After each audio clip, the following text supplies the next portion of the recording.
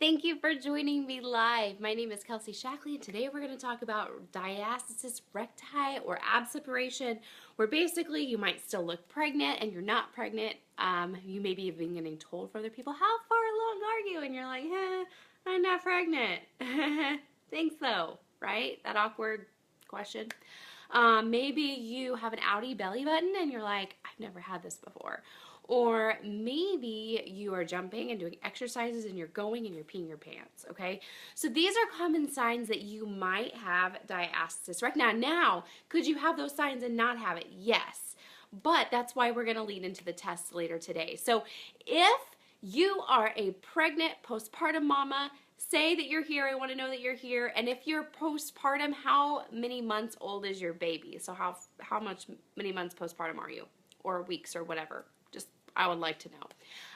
And then just know this up front that I am not a nutritionist. I'm not a physical therapist. This is just what I have learned through my own journey. And I'm just sharing that with you because it's helped me so much so that I feel like would be a crime if I didn't share it with you because it's helped me that much. So that's why I'm sharing it today. So please share this video with other postpartum mamas, or if you're pregnant and at the end of it, I would love to hear, because these are even some exercises that you can do while you're pregnant to help prevent this ab separation, or help continue to make your core strong so that you have less of a gap after baby. So, hey Gabby, 8 months postpartum, 8 months postpartum Marissa, hey Megan, 2.5 years. Okay, awesome. We're gonna get into that, okay? So don't leave this video because you're in the right place, Megan. So again, welcome. I'm so pumped to do this video for you live today. Those are some signs and symptoms. Again, if you still look pregnant and you're not pregnant, if you're peeing your pants with exercise, if you have an outie belly button and you didn't before, and you were told it was supposed to go back and it didn't, right? Hi, 4 months postpartum. Hey Jenny, 2 months. Awesome. Okay, you guys are in the great place. Make sure to share this video if you know of any postpartum mamas, because like I said before, I'm not I'm not a physical therapist or anything like that, but I have gone through this, and so I do know that this helps. Your youngest is 20 months. Perfect, Jessica. Don't leave. This is a perfect video for you. So here's a little bit about my story. So I maintained this fit and active pregnancy with my first. My first is 3 years old, Ruby, and I was all ready to get back into exercise after I had her. And I don't know if this is something I did or if I was just I was going to get it anyway, no matter what. Like, I don't know, and I don't really care because it's in the past. I'm moving forward. But what I do know is after I had her, I take pictures and someone go, like, after you have kids, does your belly button go back in? And I was like, I don't know. Somebody else was like, yeah, it does. And I'm like, well, mine doesn't yet. That's weird. And so I just kind of kept going on with my normal exercise routine. I had gotten cleared to work out, and so I was just doing my own thing. I was getting healthy and fit and whatever. So that was my first sign. My second sign is I would eat foods and I would get bloated really easily. And that's not like me either. I would get bloated, but I'd get bloated before, don't get me wrong. But with this time after Ruby, I would get bloated and I would almost feel like I looked pregnant. Like my bloat had nowhere to go except for like out. And so I looked a little pregnant and I was like, that ain't right. I was all like concerned about that. So that was another sign I was having. Something else I noticed is when I was laying down and I was getting out of bed, hey Marissa, when I would get out of bed, I would notice that like my abs before didn't peak. So like it almost looked like when I sat up that like my abs would do this and it would have like this like cone shape in the middle. And I was like, what is that business? So I Googled, which they tell you not to do, but I did. I Googled it and they were like, oh, you could have this diastasis recti stuff.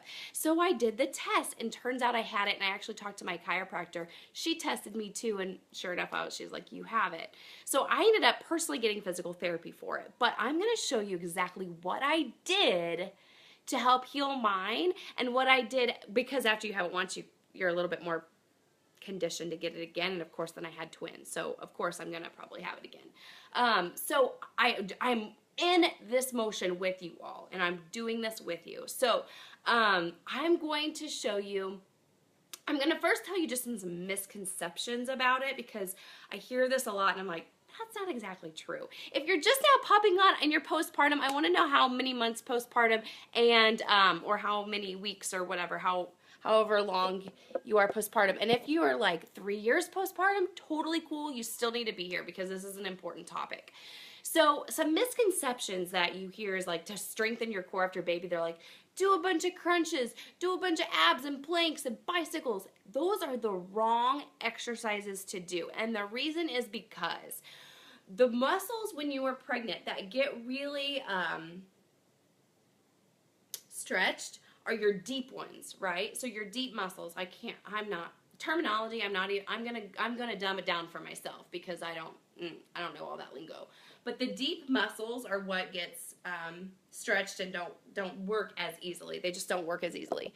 So when you're doing abs and doing crunches, and the people want to do those because that's what gives you your six pack. But if you don't have those strengthened muscles deep down, you're going to make it worse, okay? So when you're doing those crunches and you're doing those bicycles, that coning I was talking to you about when I was sitting up from bed, that gets worse. Your other muscles get stronger, but your deeper muscles get weaker. And so it just makes it worse and worse and worse. And while you think you're helping fixing the problem, you're actually making yourself look more pregnant. And you're actually causing deeper issues than just your appearance. It can be pelvic floor issues and just go on and on and on. So stop those types of exercises. Stop planking. Stop anything that makes that coning happen, okay? Stop that today. That's a misconception. You don't want to do those things. The next thing I wanted to really make sure that everybody knew is a lot of times people think, oh, you know, I'm postpartum and I can only fix it up to like 3 months, or I can only fix it up to like 4 months. And that's incorrect too. So let's say you have an 18-month-old and you have diastasis recti and you can still fix it. Like it's muscles. So you can always strengthen more muscles. Am I right? Can I get an amen? I'm so thankful for that. You can always strengthen your muscles. So this is something, no matter if your kid is 7, your kid is 15, your kid is 3, you still can correct this, okay? That is what I want to make sure you know. It's a thing that we want to make sure postpartum moms know, but it's something that you can correct at any time, okay? So that is a huge misconception. And then the other misconception is I've been told that I have it, and they're like, oh, you're going to have surgery. That's a bummer. You're going to have surgery. Another lie, okay? And I'm not saying, some women do need surgery. Some women do. Not all, okay? So don't put yourself in that surgery category and use that as an excuse. Turn that into your reason that you're going to do everything you can on your own first before you resort to surgery. Some people do need surgery, not all people, okay? So I want to make sure that that is loud and clear. Okay, so now we're going to do the test. So if you're just now jumping on, I'd love to know how many months postpartum you are, so please comment below. If you haven't already.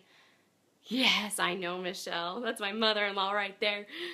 Yeah, it's so crazy, isn't it? I'm sure my mom's thinking the same thing. How is my baby that old? And I'm going to be thinking that one day too. Okay, so the test. This is what you do. I'm going to lower my camera onto my mat here. And I'm going to try and bring it closer. So I want to make sure everybody can see. 25 months, you're in the right place, Jessica. You're in the right place. So what you want to do is you want to, I'm going to bring my mat closer. You see that? Okay.